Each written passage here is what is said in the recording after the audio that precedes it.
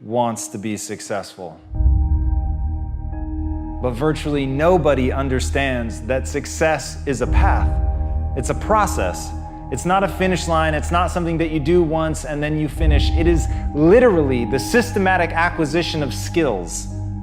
And as Scott Adams said, every skill you acquire doubles your odds of success. And that's it. That's the secret. If you really want to do something in your life, if you really want to be great, if you want to smash it, if you want to be remembered, the key is to acquire as many skills as you can, because everything that you bring into your world gives you an exponentially greater chance of winning, of doing the thing that you want to do. But you have to be totally focused and committed on gaining those skills.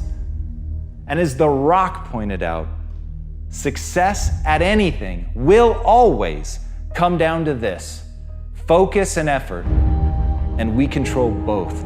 Once you understand that that's what you have to do, you have to get control of yourself. You have to stay focused on something. You have to learn the discipline and apply it on your path to success to acquire the skills that you want to acquire. That it is going to demand of you that you work harder, you work smarter, and you work longer than anybody else. And that's the fucking secret. There really is no grand mystery. If you want to be successful, if you want to do something other people can't do, then you have to become capable of the extraordinary. You have to become capable of doing something that other people can't. And that is the best possible news I could give you. Because it doesn't matter what you're born with. It doesn't even matter who you are. What matters is who you want to become and the price that you're willing to pay to get there. And let me tell you this, the price is known. And that price is the acquisition of skills. That price is getting so good that people can't ignore you. That price is being able to beat anyone at the game that you've chosen to play. Once you get to that point, once people stand back in awe when they watch what you're doing, then you will have won. Then success will be yours. But it was in no uncertain terms the result of the path that you walked. And as Angela Duckworth notes, enthusiasm is common, but endurance is rare. So when you sneak out that first lead, when you get ahead of people and you think, hey, I've acquired this skill, I've done something, people are looking at me like I can't be stopped.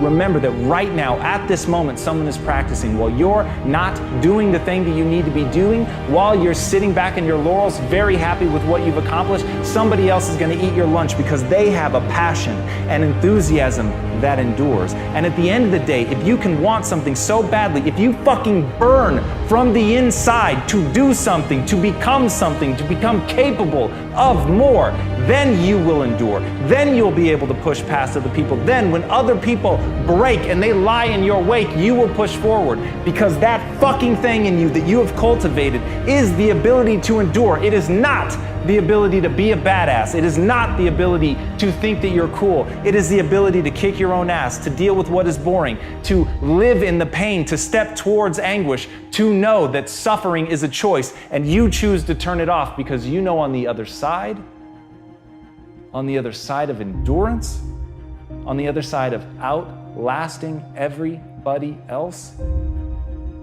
is a skill set that makes you unstoppable. People fail to achieve mastery not because they aren't talented, but because they aren't disciplined. The wonderful news about the human condition is you can get good at anything that you set your mind to. It's just not going to be easy, and it's not going to be fast. But the willingness to put in that work is what's going to separate you from everybody else. And I'm begging you to see yourself right now, today, as average, as no better than anyone else.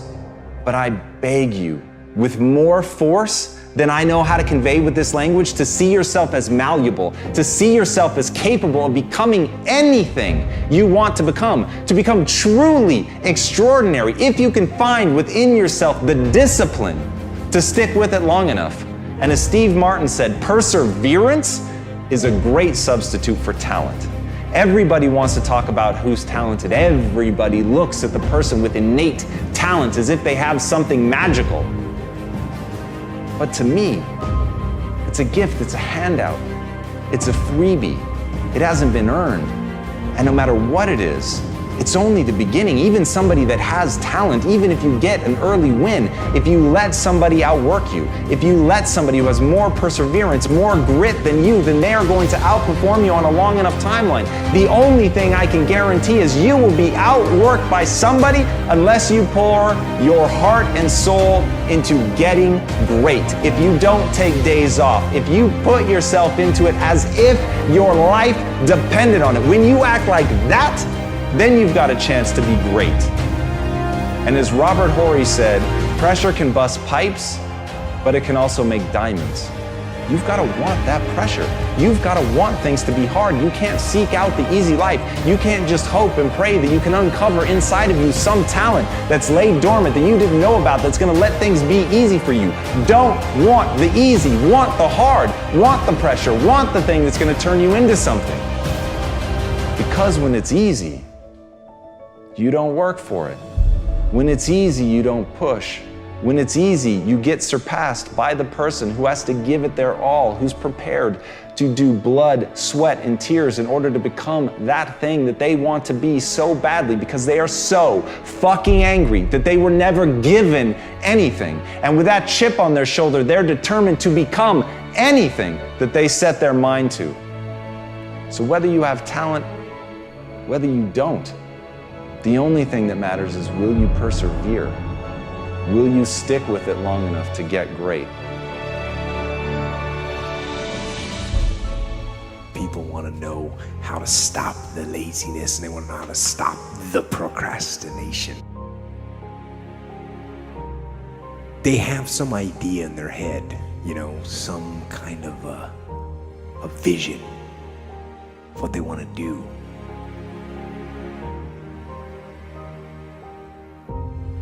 But they don't know where to start. They don't know where to start it, They don't know where to start. Where do I start? And when's the best time to start? And I have a very simple answer for that. Here and now. That's it. You want to improve? You want to get better? You want to get on a workout program or a clean diet? You want to start a business? You want to write a book or make a movie or build a house or a computer or put together some mobile application?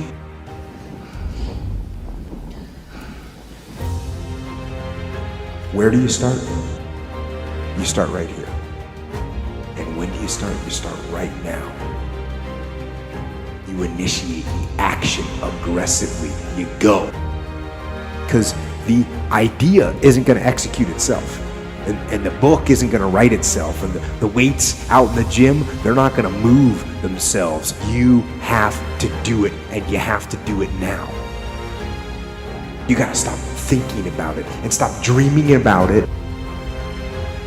And stop researching every aspect of it and reading all about it and debating the pros and cons of it. Just start doing it.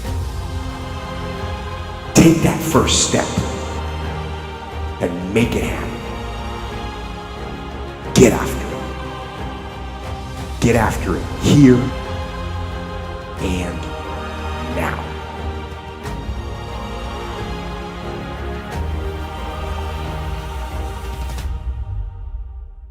So what was that moment like, looking in the mirror the day you decide, okay, wait, enough is enough?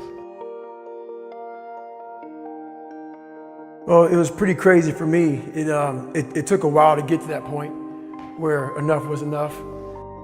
I had to make a change in my life.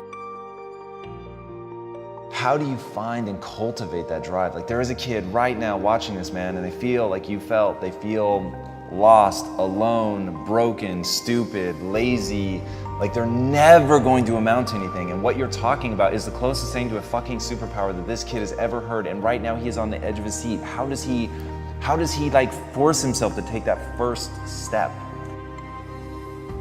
I'm very fortunate that I grew up in a time when there was no phones and there was no social media.